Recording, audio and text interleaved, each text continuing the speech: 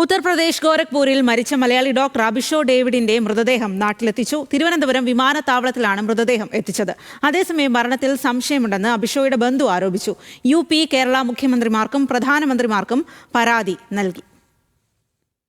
വിവരങ്ങളുമായി ചന്തു ചന്ദ്രശേഖറാണ് ചേരുന്നത്. ചന്തു, ഏറെ ദാരുണമായിട്ടുള്ള സംഭവമാണ്. എങ്ങനെയാണ് ഈ ഒരു മരണം സംഭവിച്ചത് എന്നതിൽ ദുരൂഹത ബാക്കിയുണ്ട് എന്നാണോ ഇപ്പോൾ കുടുംബം അല്ലെങ്കിൽ ബന്ധുക്കളെല്ലാം ആരോപിക്കുന്നത്? തന്നെയാണ് ഇപ്പോൾ ഈ മൃതദേഹം ഏറ്റുവാങ്ങാനെത്തിയ ബന്ധു പ്രതികരിക്കുന്നത്. കാരണം ഇതിൽ ഈ മരണത്തിൽ ദുരൂഹതയുണ്ട്. ഇതുമായി ബന്ധപ്പെട്ട് മുഖ്യമന്ത്രിക്കും പ്രധാനമന്ത്രിക്കും ഉൾപ്പെടെ പരാതി നൽകിയതായാണ് ബന്ധു പറയുന്നത്. അല്പസമയം മുൻപാണ് തിരുവനന്തപുരം വിമാനത്താവളത്തിൽ മൃതദേഹം എത്തിച്ചത്. കഴിഞ്ഞ ദിവസമാണ് ഗോരഖ്പൂരിൽ മലയാളി ഡോക്ടറായ നെയ്യാറ്റിൻകര സ്വദേശി അഭിഷോ ഡേവിഡിനെ മരിച്ച നിലയിൽ കണ്ടെത്തിയത്. 32 വയസ്സായിരുന്നു. അദ്ദേഹം നാട്ടിലേക്ക് വരാനിരിക്കുകയായിരുന്നു. ഈ മാസം 19-ന്, അതായത് ഈ വെള്ളിയാഴ്ചയോടടുപ്പിച്ച് നാട്ടിലേക്ക് വരാനിരിക്കുകയാണ് എന്ന് കഴിഞ്ഞ ദിവസം ബന്ധുക്കളെ അറിയിച്ചിരുന്നു.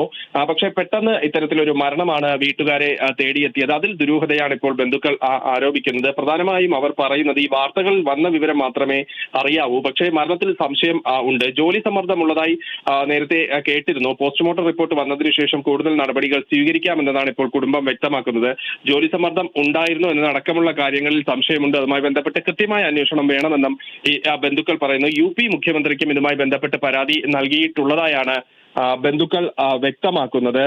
ഈ അഭിഷോ പ്രധാനമായും നാട്ടിലേക്ക് വരാനുള്ള അഭിഷയുടെ ഭാര്യ ഗർഭിണിയാണ്. അതുകൊണ്ട് അവരെ കാണുന്നതിനും ഒക്കെയായിട്ട് ഈ 19-ന് നാട്ടിലെത്തുമെന്നായിരുന്നു ബന്ധുക്കളെ അറിയിച്ചിരുന്നത്. അതിനിടെയാണ് ഇത്തരത്തിൽ ഹോസ്റ്റൽ മുറിയിൽ തന്നെ മരിച്ച നിലയിൽ കണ്ടെത്തിയത്. ഈ ശസ്ത്രക്രിയയ്ക്ക് മുൻപ് ഉപയോഗിക്കുന്ന തരത്തിലുള്ള മരുന്നുകൾ അഭിഷോ ഇഞ്ചക്ട് ചെയ്തിരുന്നതായി കണ്ടെത്തിയിട്ടുണ്ട്. അവിടുത്തെ പോലീസ് നടത്തിയ പരിശോധനയിലാണ് കണ്ടെത്തിയിരുന്നത്. രണ്ട് പ്രാവശ്യം ഇത്തരത്തിൽ ഇഞ്ചക്ഷൻ എടുത്തതായിട്ടുള്ള കണ്ടെത്തലാണ് പോലീസിന്റെ ഭാഗത്തു നിന്നുമൊക്കെ ഉണ്ടായിരിക്കുന്നത്. അപ്പോൾ ഇതിൽ കൂടുതൽ വിശദീകരണം വേണമെന്ന ഒരു നിലപാടിലാണ് ബന്ധുക്കൾ. അതുകൊണ്ടാണ് അവർ ഈ മരണത്തിൽ സംശയം ആരോപിക്കുന്നത്. എന്തായാലും മൃതദേഹം ഇപ്പോൾ നാട്ടിലെത്തിച്ചിട്ടുണ്ട്. അല്പസമയത്തിനകം തന്നെ നെയ്യാറ്റിൻകരയിലെ വസതിയിലേക്ക് കൊണ്ടുപോകും. സ്വാതി.